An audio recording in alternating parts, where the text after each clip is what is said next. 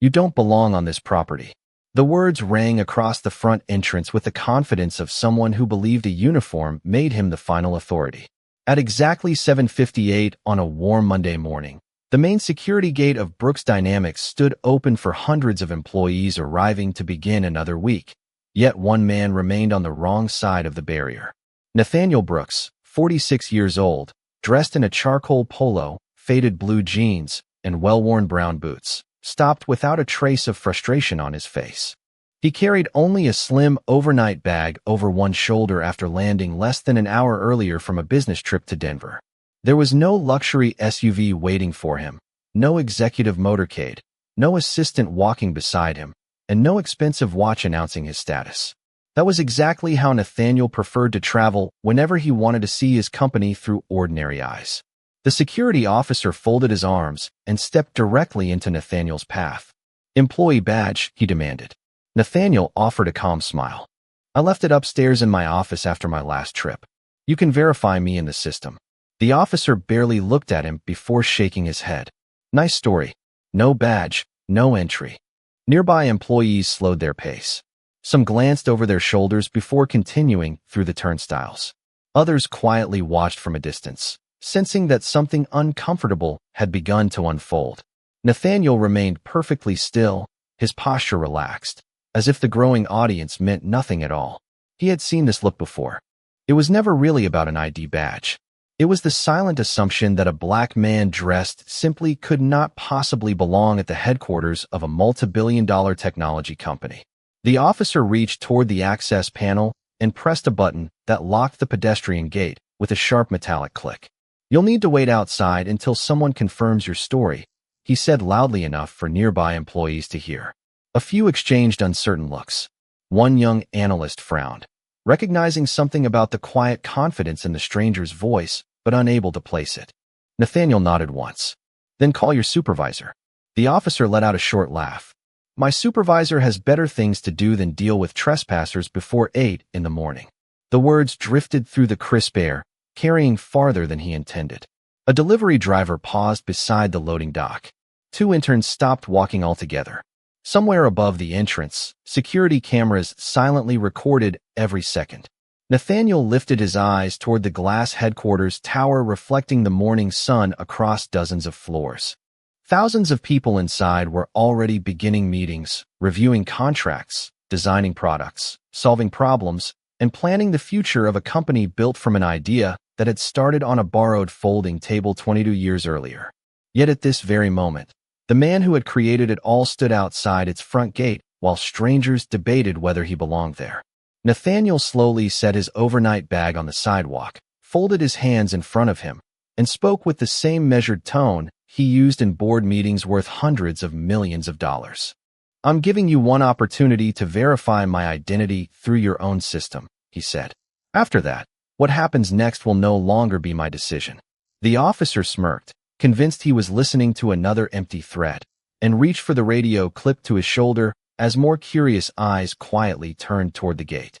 Nathaniel Brooks did not check his watch because he already knew exactly how long he had been standing outside the entrance. 3 minutes. Long enough for dozens of employees to walk past him. Long enough for quiet whispers to spread through the morning crowd. Long enough for assumptions to become louder than facts. The security officer spoke into his radio with an air of certainty. Within seconds, another man emerged from the nearby security office. He was tall, broad-shouldered, dressed in a pressed white security shirt with a supervisor badge clipped neatly above his pocket. His nameplate read Daniel Whitmore. His expression suggested he had already decided the outcome before hearing a single word. Daniel stopped a few feet from Nathaniel and looked him up and down with obvious skepticism. "What seems to be the problem?" he asked without taking his eyes off the stranger. The first officer answered immediately. "Claims he works here. Says he forgot his badge. Wants us to believe he belongs inside." Daniel gave a slow nod before turning toward Nathaniel. "Sir, this is a private corporate campus. We cannot let people walk in because they tell a good story." Nathaniel remained calm. "I did not ask you to take my word for it. I asked you to verify me through the employee directory." Daniel crossed his arms. "If you were important enough to be here, someone would already be looking for you." Several employees exchanged uncomfortable glances as they passed through the gate. A young woman from the accounting department slowed her pace. She quietly whispered to the coworker beside her, "There is something familiar about him." Her coworker shrugged. Maybe he interviewed here before. Neither of them stopped walking. Nathaniel noticed them, but his attention never left Daniel. "Every company builds procedures for moments like this," he said evenly. "The question is whether those procedures are meant to discover the truth or simply confirm assumptions." Daniel smiled without warmth. "You are talking like a consultant." "No," Nathaniel replied. "I am talking like someone who understands leadership." The words lingered in the air. They were not spoken with arrogance.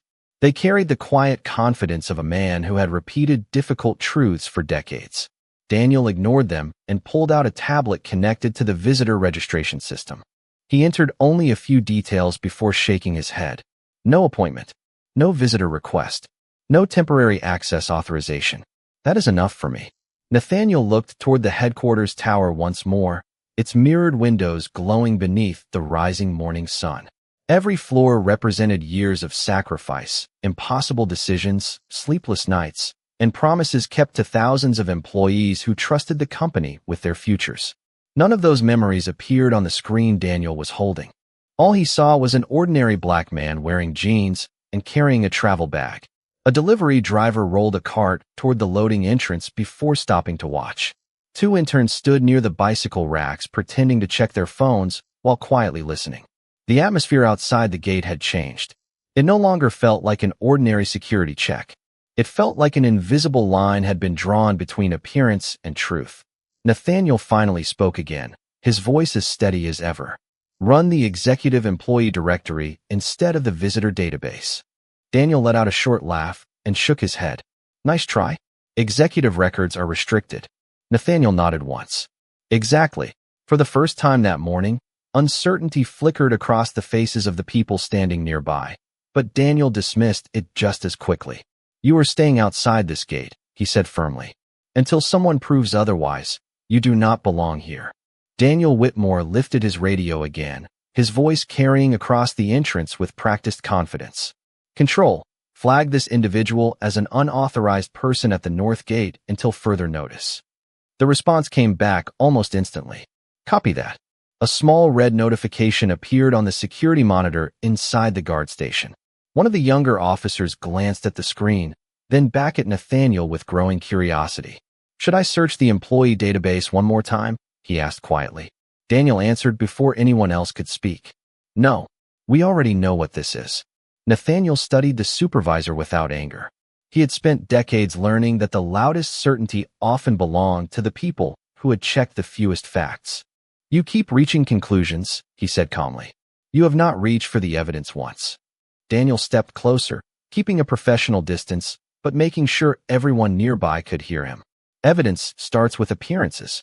Executives do not show up carrying one travel bag, wearing jeans, and asking security to believe impossible stories." Several employees slowed again. A software engineer whispered to the colleague beside him, "That sounds unfair."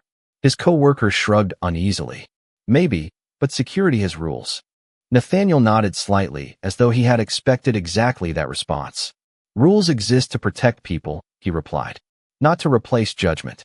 The first officer folded his arms with a grin. "That sounds like something people say when they get caught."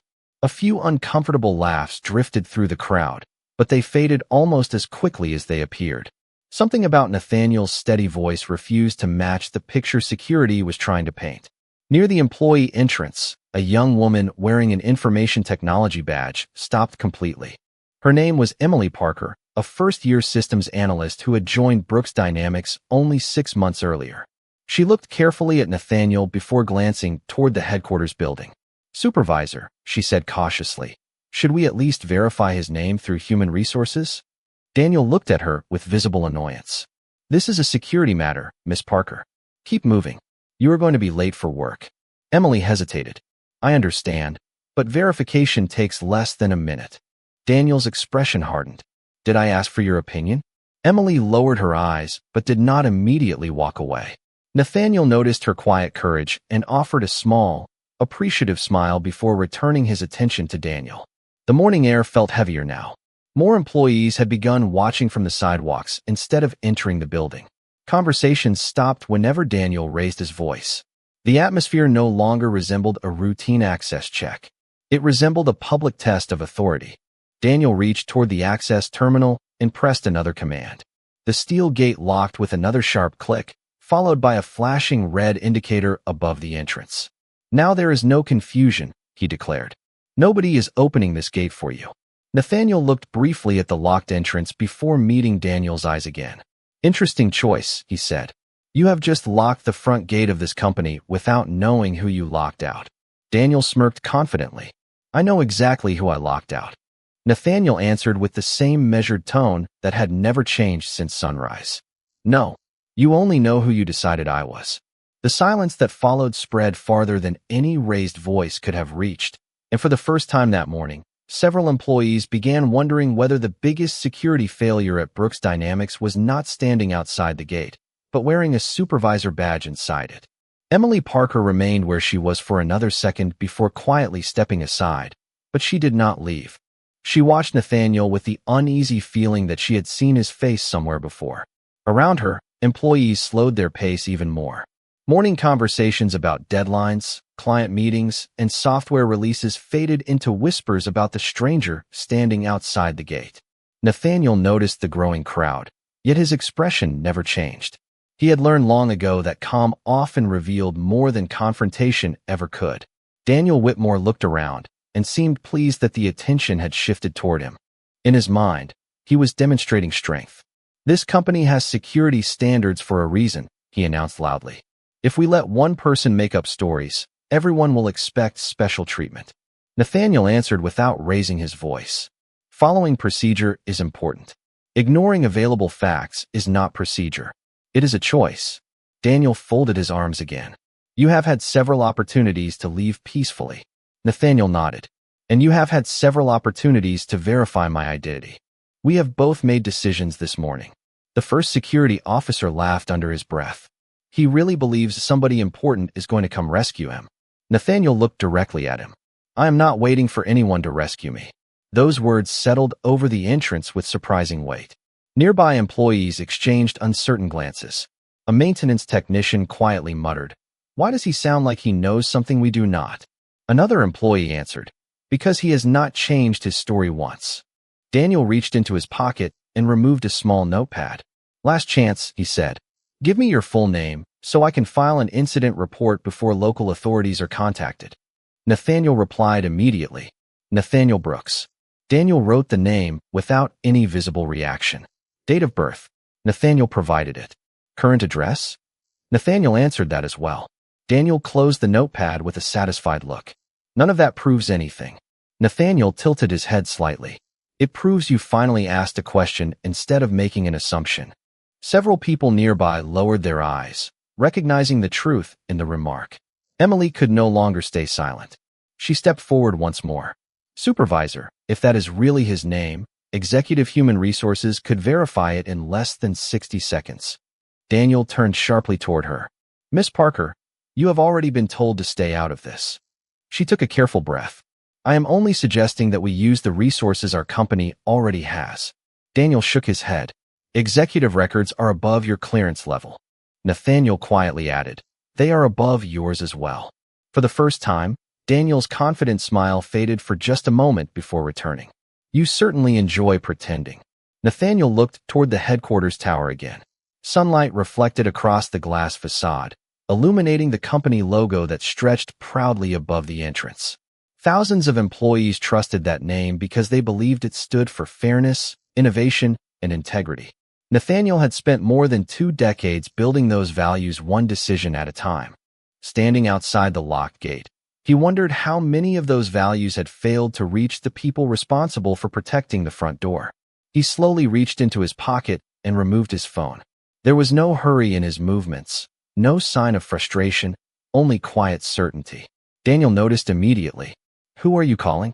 Nathaniel unlocked the screen and calmly answered, "Someone whose job is to make sure this company lives up to the principles written on that building." Daniel smirked as though he had heard another empty promise. "Go ahead," he said confidently. "I would like to hear this conversation." Nathaniel selected a contact, lifted the phone to his ear, and waited as it began to ring while every curious eye at the entrance remained fixed on him, sensing that the morning was about to change in a way none of them expected. The call connected before the second ring. "Good morning, Mr. Brooks," a composed female voice answered. "This is Olivia Bennett." Nathaniel spoke with the same steady tone he had used from the beginning. "Good morning, Olivia. I have a situation at the north entrance." There was no panic in his voice, only quiet precision. "I arrived from Denver a few minutes ago. Security has refused to verify my identity through the executive directory. They have locked the front gate and classified me as an unauthorized individual." A brief silence followed. "Understood," Olivia replied. "Would you like me to activate Executive Protocol Alpha?" Nathaniel looked calmly toward Daniel Whitmore before answering. "Not yet. Give them one more opportunity to make the right decision." Daniel smiled with obvious amusement. "Executive Protocol," he repeated loudly enough for everyone nearby to hear. "That sounds impressive." The first security officer chuckled. Probably a friend pretending to be an assistant. Nathaniel ignored both comments. "Olivia, remain available." "Always, Mr. Brooks," she answered. "I will stay on the line." Nathaniel lowered the phone slightly, but did not disconnect. The conversation had been short, professional, and strangely ordinary, yet something about it unsettled the people standing nearby. Emily Parker quietly stepped closer to another employee. "Did you hear how she addressed him?" she whispered. "She called him Mr. Brooks." The other employee shrugged uncertainly. "Maybe she works for another company." A man wearing a visitor badge slowly raised his phone as if preparing to record what was happening. Nathaniel noticed the movement immediately. "Please," he said politely, turning toward the visitor. "No videos. Let the facts speak for themselves." The man hesitated before lowering his phone. His decision surprised several employees who had expected an argument instead of quiet restraint. Daniel folded his arms once more. "You are very concerned about appearances for someone claiming not to care about them." Nathaniel answered, "I care about truth. Videos rarely capture the whole story. Honest people do." Those words spread through the growing crowd. More employees had stopped before entering the building. Some checked the time, knowing they were now late for work, yet none of them seemed willing to walk away. Something larger than a delayed entrance was unfolding in front of them. Emily glanced toward the security office where several monitors displayed live camera feeds from every entrance to the campus. "Supervisor," she said carefully, "all of this is being recorded anyway." Daniel answered without looking at her. "Exactly. Which means we have proof that security followed procedure." Nathaniel quietly replied. "Or proof that procedure was never followed at all." Daniel's confidence did not waver. "You keep talking as though you know this company inside and out." Nathaniel smiled faintly. "I know enough to believe every employee deserves to be treated with dignity until the facts are established." A few heads nodded almost instinctively. Even employees who had originally sided with security began wondering why a simple identity verification had become such a public confrontation. The atmosphere outside the gate continued to shift. It was no longer divided between one man and a security team. It was becoming divided between assumptions and evidence. Nathaniel lifted the phone back to his ear. Olivia's voice remained calm. "I am still here, Mr. Brooks." Nathaniel looked directly at Daniel before speaking his next sentence. "Olivia, if they refuse one final request to verify my identity through the executive system, activate Executive Protocol Alpha immediately." Olivia answered without hesitation. "Understood. Everything is ready." Daniel Whitmore looked around at the growing circle of employees and seemed determined to prove that the situation remained completely under his control. He reached for his radio once again and spoke with unmistakable authority. "All available security personnel report to the north entrance. We have an individual refusing to comply with access procedures." Within moments, 2 additional officers stepped out from the security office and positioned themselves near the locked gate. None of them raised their voices. None of them acted aggressively. They simply formed a visible barrier between Nathaniel Brooks and the entrance to the headquarters. The message was unmistakable. Nathaniel remained exactly where he was, his overnight bag still resting neatly beside him. He glanced at each officer before speaking in the same measured tone. "I have not attempted to cross your barrier. I have not disrupted your employees. I have asked only for identity verification through your own system." One of the newly arrived officers quietly asked Daniel, "Has anyone contacted Executive Human Resources?" Daniel answered before the question was even finished. No, we are not escalating this because there is nothing to escalate. Nathaniel listened without interruption. The confidence in Daniel's voice reminded him that certainty could become dangerous when it refused to make room for evidence. Emily Parker stood several feet away, unable to hide her concern. She watched employees entering the building with confused expressions while others deliberately remained outside to witness what happened next. A facilities manager walked toward the entrance, slowed his pace, and quietly asked another employee, "How long has this been going on?" "Almost 10 minutes, came the reply. They still have not verified his name. The answer caused the manager to look back at Nathaniel with growing curiosity. Daniel noticed the exchange and decided to end the conversation himself. "Sir," he said firmly, "you are delaying business operations.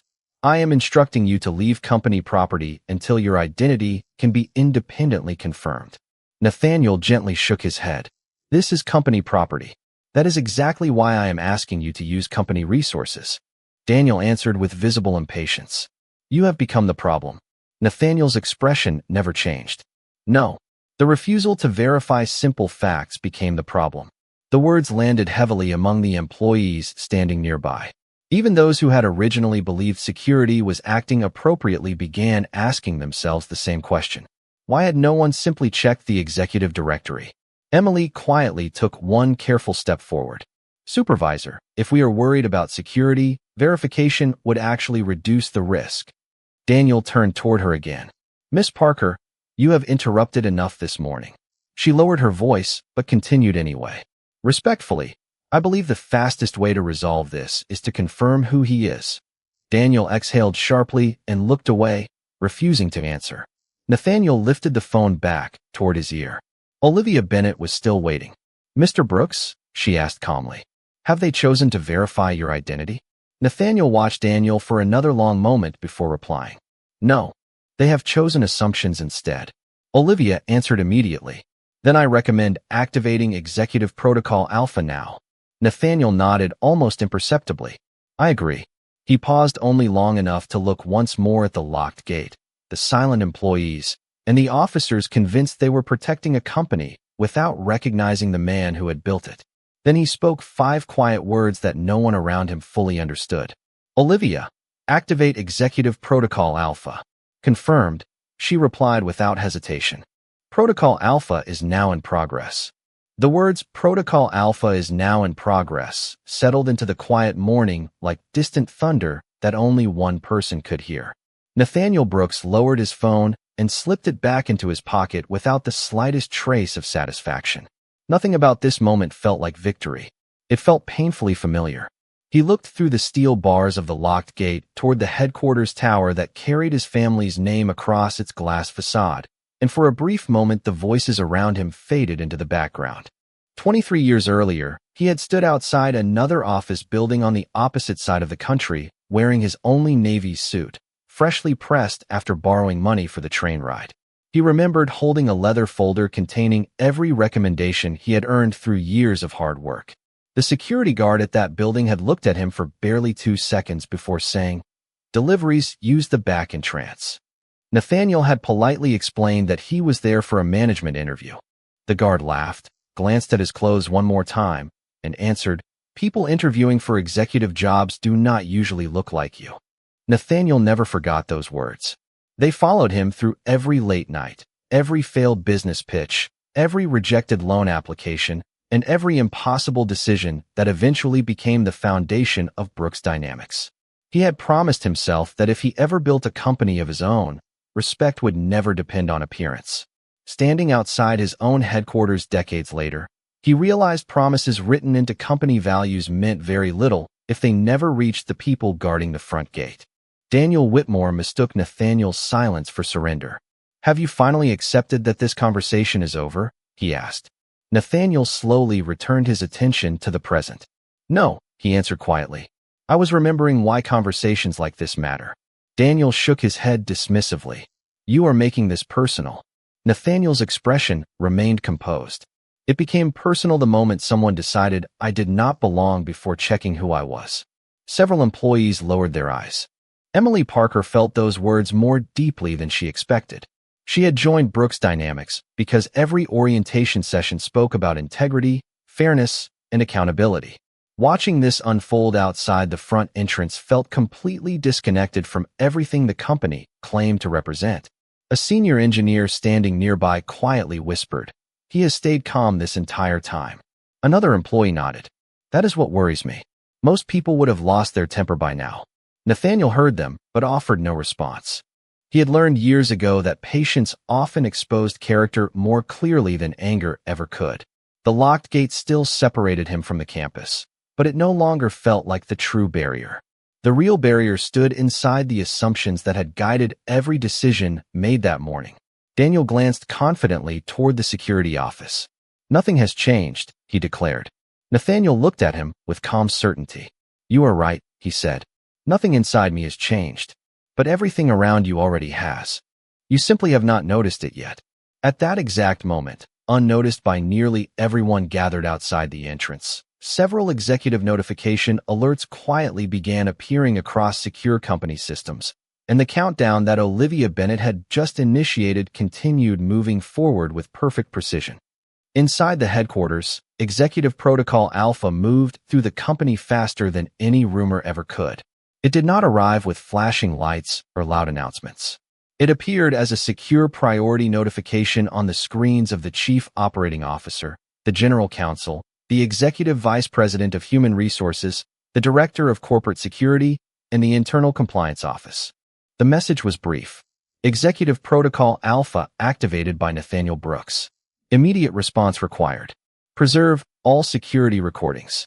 Suspend automatic log deletion. Assemble at the north entrance. Olivia Bennett stood from her desk without hesitation. She had worked beside Nathaniel for 11 years and knew exactly what those words meant. Protocol Alpha had never been triggered over a financial crisis or a business negotiation. It existed for one reason alone: to investigate a possible failure of leadership inside the company itself. She picked up a secure phone. "This is Olivia Bennett. Mr. Brooks has activated Protocol Alpha. Estimated arrival at the north entrance is 4 minutes. I want every executive present." Calm acknowledgments followed one after another. Back outside, nothing appeared different. Daniel Whitmore looked completely satisfied. "You have been standing here long enough," he said. "Whatever game you are playing is over." Nathaniel answered quietly. "The only game being played this morning is the one built on assumptions." Daniel pointed toward the sidewalk leading away from the property. "You still have time to leave before this becomes more embarrassing."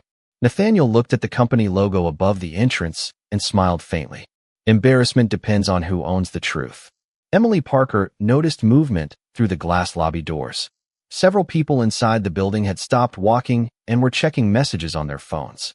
One manager suddenly changed direction and hurried toward the executive elevators instead of his office. Another closed a laptop before finishing his coffee and almost jogged across the lobby. "That is strange," Emily whispered. A coworker looked through the glass doors. Something important just happened upstairs. Daniel ignored them. He was too focused on proving that his decision had been correct from the beginning. "You know what your biggest mistake was?" he asked Nathaniel. "You thought confidence could replace credentials." Nathaniel answered without the slightest hint of frustration. "No. My biggest mistake was believing our values had reached every corner of this company." The sentence landed harder than Daniel expected. Even the officers standing beside him exchanged uncertain glances. The youngest among them quietly opened the internal security dashboard again. Before he could say anything, a bright notification appeared across the top of the screen. "Executive Security Override. Preserve all activity. Await executive instruction." He frowned. "Supervisor," he said carefully, "I have never seen this alert before." Daniel barely glanced at the monitor. "Ignore it. Probably a system update." The officer did not look convinced. More notifications appeared. Camera feeds automatically locked into archive mode. Access logs switched to protected status. Timestamps were marked as executive priority. Emily watched the officers studying their screens and felt the atmosphere change once again. It was subtle, almost invisible, but unmistakable. Confidence was beginning to give way to uncertainty. Nathaniel simply stood where he had been from the beginning, hands folded, shoulders relaxed, watching the morning unfold with remarkable patience. He was no longer waiting for someone to recognize him. He was waiting for the company he had built to recognize itself. Daniel Whitmore refused to acknowledge the uneasiness spreading through his own team. He glanced at the security monitors one final time before making another decision. "Lock every pedestrian entrance on the north side," he ordered. "No exceptions until I clear this situation." One of the officers hesitated. "Supervisor, executive security override is still active. I do not think we are supposed to make additional changes while the system is under review." Daniel answered sharply. "I gave you an order." The officer reluctantly pressed the command. Another metallic click echoed across the entrance as the remaining access gates locked into place. Employees arriving for work stopped several yards away, confused by the unexpected delay. A project manager checked his company badge twice before looking toward the growing crowd. "What is happening?" he asked. Emily Parker answered quietly. "Someone is being denied entry, but nobody has actually verified who he is." The manager frowned. "That does not sound like us." Nathaniel Brooks heard the remark and gave the man a small nod of appreciation. "Thank you," he said. "Companies are defined by moments exactly like this." Daniel stepped forward again, determined to end the conversation before it slipped any further from his control. "I am finished debating this," he declared. "If you remain here much longer, I will request assistance from local authorities to remove you from the entrance." Nathaniel did not react. "You are free to make that call," he replied. "But before you do, ask yourself one question. Have you exhausted every reasonable step to establish the truth?" Daniel folded his arms. "I already know the truth." Nathaniel answered immediately. "No, you know your conclusion." The distinction hung in the air. Several employees who had quietly watched from the sidewalk now began speaking among themselves instead of whispering. "He has asked for verification since the beginning," one woman observed. "Why has nobody simply checked?" Another employee nodded. "Everything he has requested sounds reasonable." Even the youngest security officer appeared uncomfortable. He looked down at the protected activity log again and noticed another executive notification appearing across the screen. Estimated executive response: less than 2 minutes. He swallowed nervously before turning toward Daniel. "Supervisor, I really think someone from corporate security is on the way." Daniel dismissed him with a wave of his hand. "Corporate security answers to me at this gate." Nathaniel quietly replied, "Only until they arrive." Emily looked through the glass entrance again and noticed several senior executives moving rapidly across the lobby. They were not walking toward conference rooms.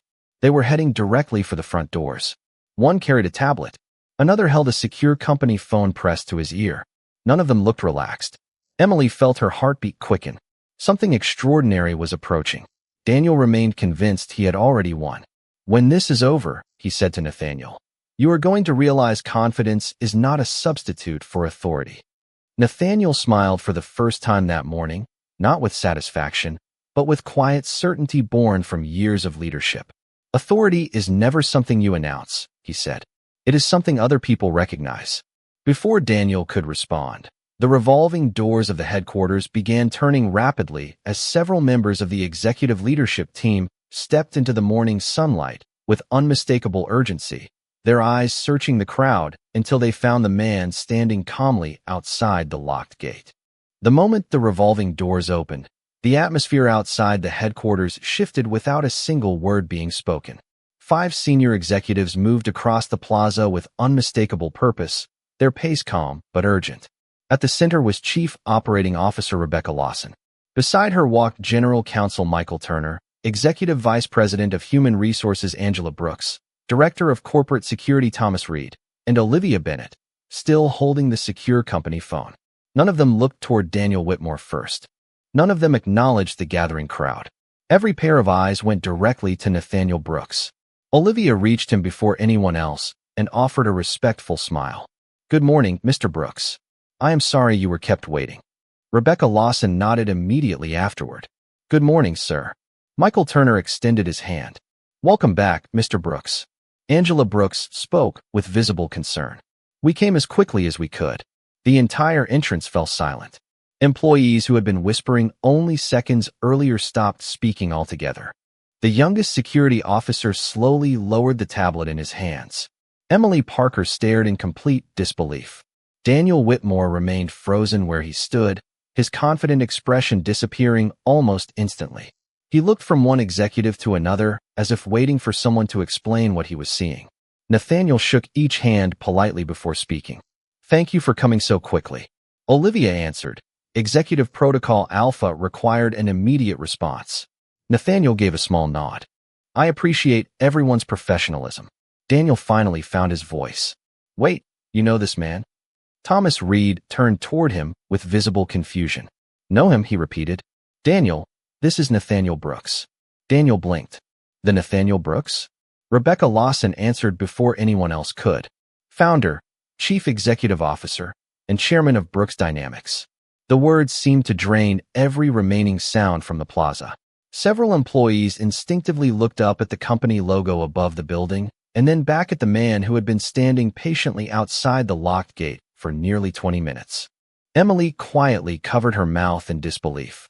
One employee whispered, "That cannot be real." Another answered softly, "It is." Daniel took a slow step backward. "Sir, nobody told us." Nathaniel gently raised one hand, stopping the explanation before it could begin. His voice remained calm, measured, and completely free of anger. "Nobody needed to tell you who I was." He looked around at the gathering employees before continuing. "The real question is how you chose to treat someone you believed had no power." No one answered. Nathaniel continued, speaking with quiet clarity. "I asked for verification through the executive directory. I asked you to use the systems this company invested in. I asked for facts instead of assumptions. Every request was refused." Daniel lowered his eyes. The first security officer shifted uncomfortably beside him. Even the officers who had simply followed instructions suddenly understood that the issue had never been about access credentials. It had been about judgment. Nathaniel slowly turned toward the locked gate and then back toward the security team. "You did not recognize your chief executive officer," he said. "That is unfortunate, but that is not the greatest failure that occurred this morning." He paused just long enough for every employee standing outside the entrance to hear his next sentence. "The greatest failure was believing that dignity depends on appearance. That mistake can happen to anyone who forgets the values this company was built to protect." Thomas Reed stepped toward the security office without saying a word. He removed a secure access card from his jacket, unlocked the control console, and began reviewing the preserved recordings that Executive Protocol Alpha had protected only minutes earlier. Every conversation, every command, every refusal to verify identity, and every access log remained exactly where it had happened. Nothing had been erased. Nothing had been altered. Rebecca Lawson stood beside him, silently watching the playback as timestamps advanced across the monitor. Daniel Whitmore remained motionless near the gate, his confidence replaced by disbelief. He looked as though he wanted to explain everything at once, yet no explanation seemed large enough to fill the silence surrounding him. Thomas finally looked away from the screen. "The recordings confirm that Mr. Brooks requested identity verification through the executive directory multiple times," he said calmly. "The request was denied every time." Angela Brooks opened another secure report on her tablet. Executive Human Resources also received an automatic archive of this morning's communication logs. She paused as additional files appeared. "There is more." Nathaniel quietly turned toward her. "Go on." Angela read carefully before looking up. "Over the last 18 months, there have been several documented complaints involving visitors and employees who reported feeling unfairly judged before standard verification procedures were completed. Most were closed as misunderstandings because there was insufficient evidence. This morning, the preserved recordings provide context that those earlier reports did not." A quiet murmur spread through the employees gathered outside the entrance. Emily Parker lowered her eyes. She had believed the company lived by its values every day. Discovering that similar concerns had surfaced before made the moment even more painful. Daniel finally spoke, his voice noticeably quieter than before. "Sir, I was trying to protect the company." Nathaniel looked at him steadily. "Protecting the company begins with protecting its principles." Daniel swallowed hard. "I believed I was following protocol." Thomas Reed answered before Nathaniel could. "Protocol requires verification before conclusions." That step was deliberately skipped. The first security officer slowly removed his cap and looked down at the pavement. "Supervisor told us there was no need." Nathaniel did not interrupt him. He wanted everyone present to speak honestly. Rebecca Lawson turned toward the assembled employees. Let this be absolutely clear, she said. No one is expected to recognize every executive by sight. That has never been the issue. She looked directly at Daniel before continuing. The issue is refusing reasonable verification while making assumptions about who deserves respect. Several employees nodded quietly. The words reflected exactly what they had witnessed all morning. Nathaniel folded his hands and looked across the faces gathered outside the headquarters. Some appeared embarrassed. Others looked disappointed. A few seemed deeply reflective. He recognized that none of them would forget what had happened at the front gate. Culture is not created by speeches in a conference room, he said softly. It is revealed by ordinary decisions made when nobody believes they are being tested. No one answered. They did not need to. The preserved recordings, the archived reports, and the quiet honesty of the witnesses had already revealed more than any argument ever could, and every person standing there understood that the company had reached a moment from which it could either learn with humility or repeat the same mistake again. Nathaniel Brooks stood in complete silence for several seconds, allowing every employee, every executive, and every member of the security team to absorb what had already become unmistakably clear. He was not interested in humiliation. He was interested in accountability. He looked toward Thomas Reed first. Director Reed, he said calmly, effective immediately, suspend all active security credentials assigned to the Northgate supervisory team pending the completion of the formal review. Thomas nodded without hesitation. Already in progress, Mr. Brooks. One after another, handheld radios emitted a quiet notification tone. Security access badges that had opened every restricted entrance only minutes earlier automatically switched to inactive status. The officers looked down at their badges, then at one another, realizing the system had already responded. Nathaniel continued in the same measured voice. Angela, begin standard separation procedures for every employee whose actions today deliberately ignored established verification policy after repeated opportunities to correct the situation. Angela Brooks looked directly at him. That includes the supervising personnel responsible for today's decisions. Nathaniel answered simply, yes. Daniel Whitmore lowered his head. Mr. Brooks, I accept responsibility for my decisions. Nathaniel regarded him for a long moment before replying. Responsibility begins with recognizing that leadership is not measured by how quickly you exercise authority. It is measured by how carefully you exercise judgment. Daniel nodded quietly. He no longer searched for excuses because none remained. The first security officer spoke next. Sir, I followed my supervisor's instructions. Nathaniel acknowledged him with a respectful nod. I understand. That is why every review will distinguish between deliberate decisions and actions taken under direction. Accountability should always be fair. Several employees exchanged thoughtful glances. Even now, Nathaniel refused to allow emotion to replace process. Rebecca Lawson stepped forward with a prepared authorization on her tablet. Human Resources has confirmed immediate administrative separation for the supervisory personnel directly responsible for refusing established verification procedures after multiple documented opportunities. Thomas Reed added, Corporate security will oversee temporary staffing while a complete operational review is conducted. Nathaniel nodded once.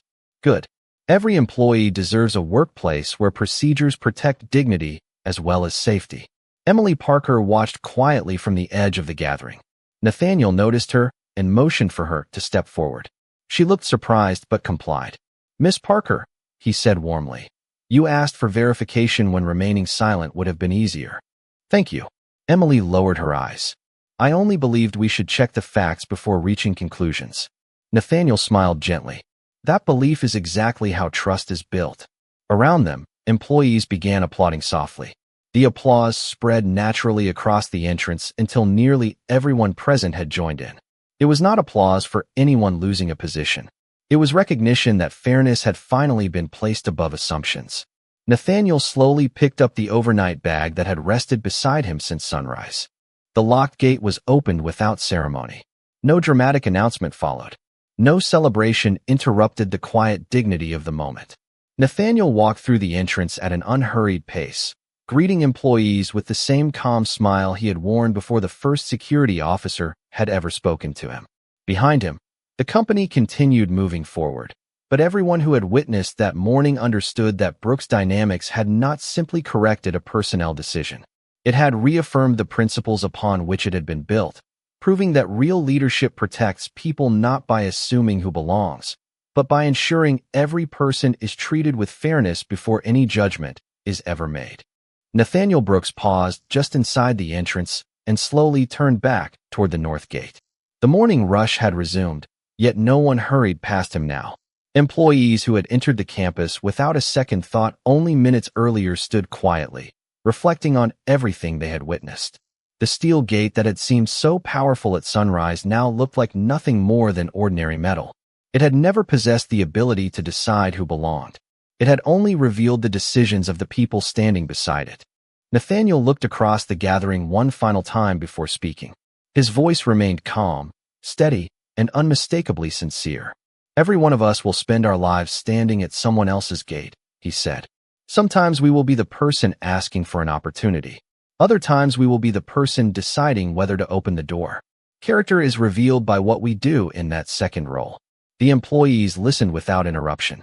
Rebecca Lawson, Thomas Reed, Angela Brooks, Michael Turner, and Olivia Bennett remained quietly behind him.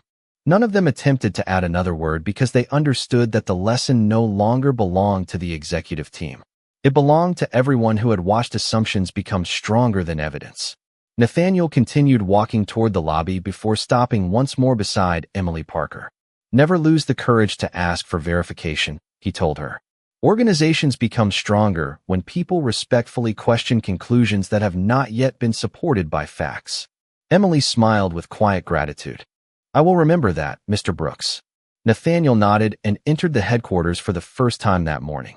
As the glass doors closed behind him, employees slowly returned to their workstations carrying far more than laptops and coffee cups.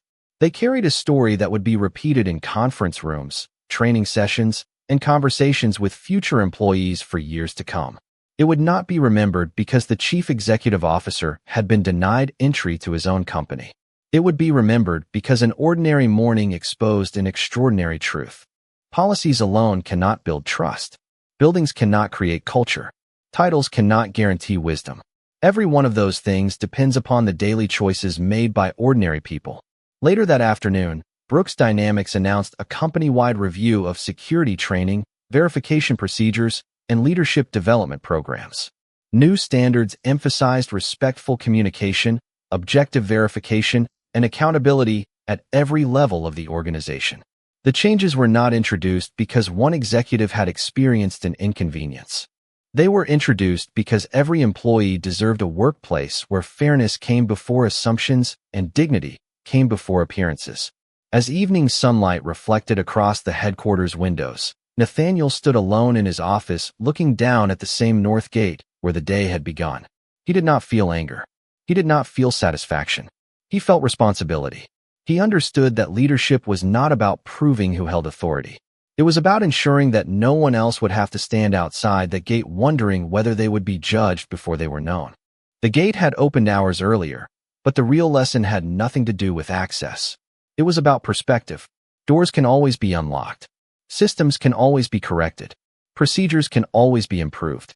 The hardest barriers to remove are the invisible ones built by assumptions.